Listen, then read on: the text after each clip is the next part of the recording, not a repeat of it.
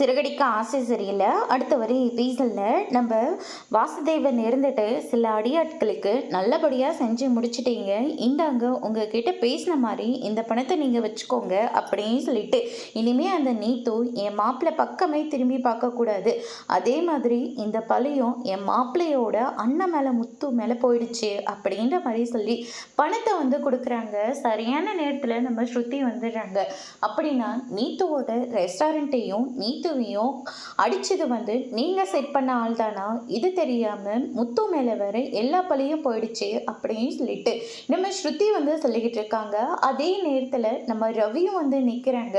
அப்படின்னா நீத்துவை அடித்ததும் ரெஸ்டாரண்ட்டை அடித்து நாசம் பண்ணதும் நீங்கள் செட் பண்ண ஆளுங்க தானா, இது வரைக்கும் நீத்துக்கு சர்ஜரி பண்ணது வந்து 5 லட்ச ரூபாய் ஆயிருக்கு.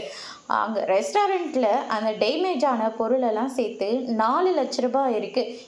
ஆக மொத்தம் 9 லட்ச ரூபாய் நீங்கள் கொடுக்க வேண்டியதாக இருக்கும் அப்படின்ற மாதிரி சொல்லிடுறாங்க. உங்கள் பொண்ணுக்கு நல்லது பண்ணுறேன்னு சொல்லிட்டு இவ்வளோ கேவலமான ஒரு வேலையை பண்ணி வச்சுருக்கீங்க அப்படின்னு சொல்லிட்டு நம்ம ரவி வந்து பயங்கரமாக சண்டை போட்டுட்டு நேராக முத்துவை தேடி போகிறாங்க. நான் உன்னை சந்தேகப்பட்டிருக்க கூடாதுரா, ஆனால் நான் உன்னை சந்தேகப்பட்டுட்டேன், என்னை மன்னிச்சிடு அப்படின்னு சொல்லிட்டு இந்த வேலையெல்லாம் பண்ணது ஸ்ருதியோட அப்பா தான்டா அப்படின்னு சொல்லிட்டு ரவி வந்து முத்துக்கிட்ட வந்து மன்னிப்பு கேட்குறாங்க. என்னதான் இருந்தாலையும் நீ என் தம்பிடா, ஆனால் என்னை சந்தேகப்பட்டுட்டேன்னு சொல்லி ரொம்ப வருத்தப்பட்டேன், ஆனால் நீ என்னை புரிஞ்சுக்கிட்டல, அதுவே போதும் அப்படின்ற மாதிரி சொல்கிறாங்க. அதோடு இன்னைக்கான பிரமோ முடிச்சிருக்காங்க.